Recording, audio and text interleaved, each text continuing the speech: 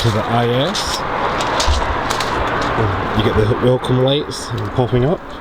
Walk up to the IS 250, you also get the welcome lights, a bit hard to see, but they pop up as well.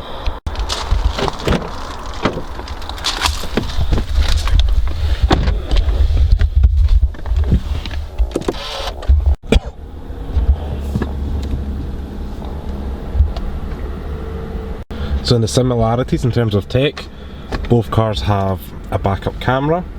Both cars also have cooled and heated seats. Also got electric heated rear window and side window, and also got electric wing mirrors, and touch of a button you can fold them in. Both cars also have the Mark Leveson sound system, which I'll let you hear quickly. DIY.com. Did you unplug the straighteners on the dressing table? Did... Is your You need some...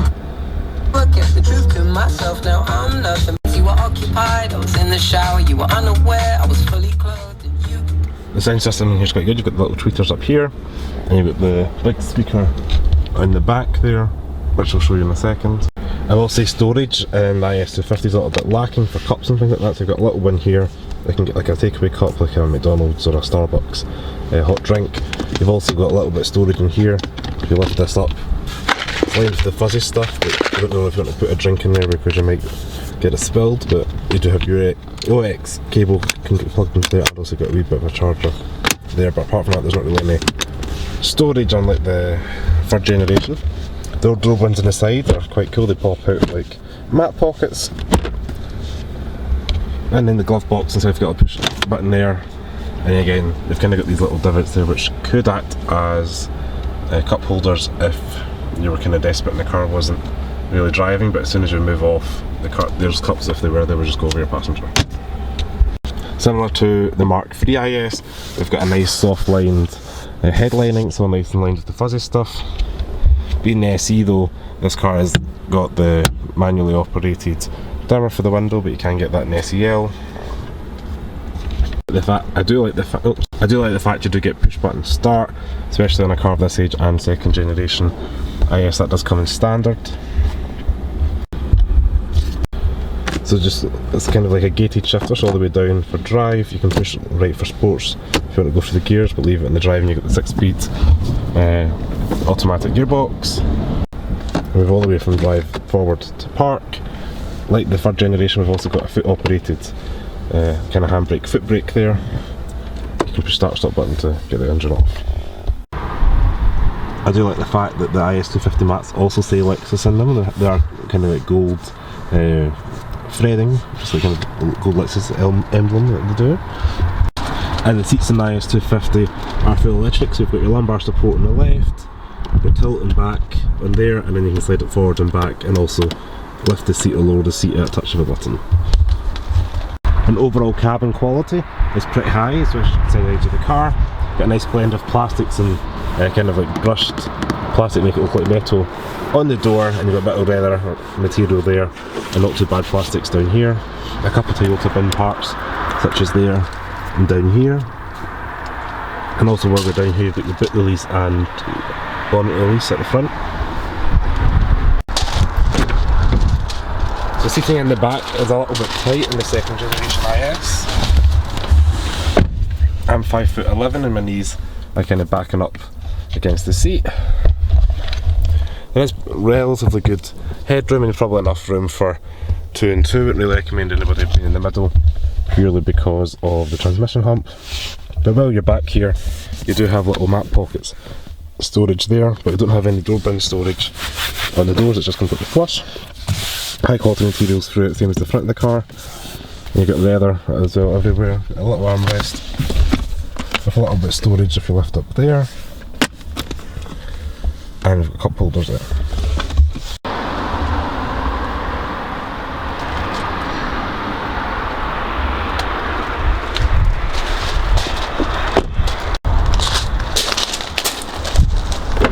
Boot space in the IS 250, we've got a huge tire in there because it doesn't come with a full-size spare.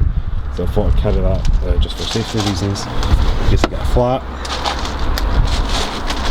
This nice wide squared off area, you could probably fit golf clubs going across there. Put it down, nice lightweight. And to lock the IS250, you just tap this little button on the side of the door and the car locks up.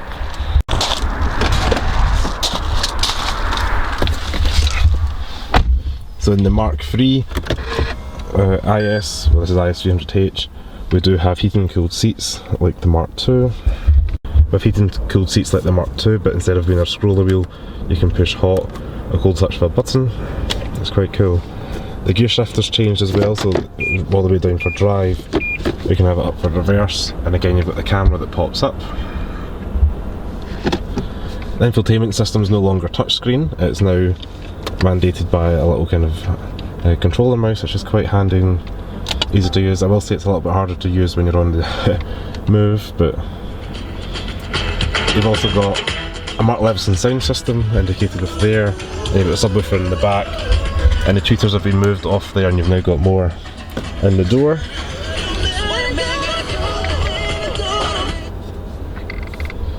And the gauges within the IS are slightly different. It's still got kind of like the tungsten steel look for the bezel.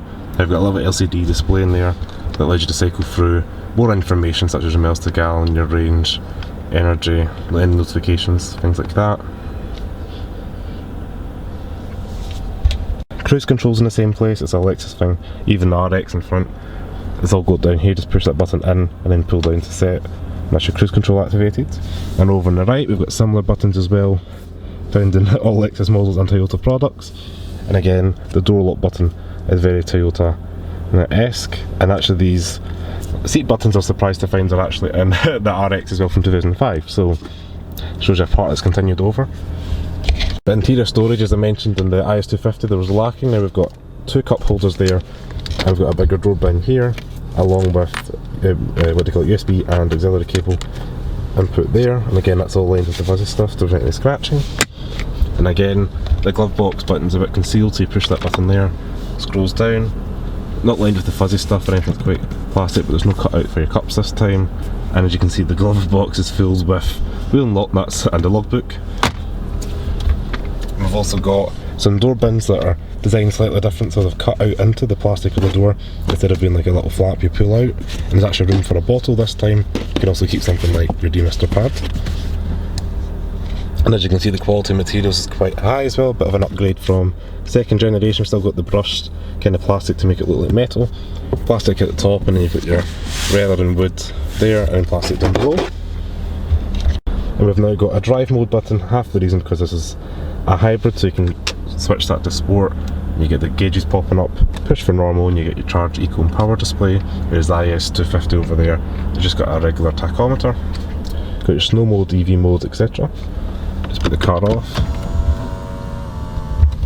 And I quite like the fact we've got an analog clock. It's quite a nice classy touch, along with the capacitive touch sensitive buttons. Just swipe that up and down for the temperature decrease and increase. If we jump into the back, the IS has got a little bit more knee room in the third generation, still not class leading or anything like that, but it's still pretty good in comparison to the second gen. It does help the fact that it's a brighter interior, it lightens up the cabin a little bit. If I rotate round, got quite reasonable headroom. I'd say it's actually a bit less than it is in the second generation. They're just coming out of that straight away. However, we do have little mat pockets again behind the driver and the passenger, which is handy. And you've just got little air vents for comfort for the back here again. You've got a very thick transmission hump, so probably best leaving this for two people. And then you've also got the armrest down for comfort. You can push this button there and you get the cup holders in the back. No little secret compartment like you would get in IS250, the second gen IS, for any storage in there. That's just literally that. And again, you've got the nice quality materials from the front contained in the back, so you've got your plastic, your woods, a little bit of plastic, metal and leather on the door panels.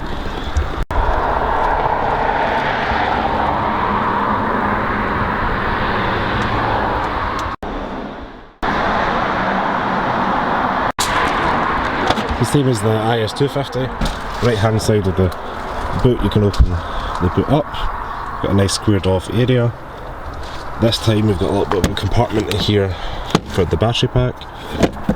Whereas an IS250 you've got a larger squared off area fully across, so something to consider. And this one is, we've got the lining for the Lexus for the rubber lining, so it doesn't scratch anything in this car, but as you can see, pretty decent size. Opening's pretty big and square again, and similar to the IS250 second generation. Got a little plastic lever here you pull down. And while I'm here, they've also got both, I've got exposed cameras at the back so they don't disappear or hide like the Volkswagen or BMWs. And again, touch the car to lock it up, bring the others forward.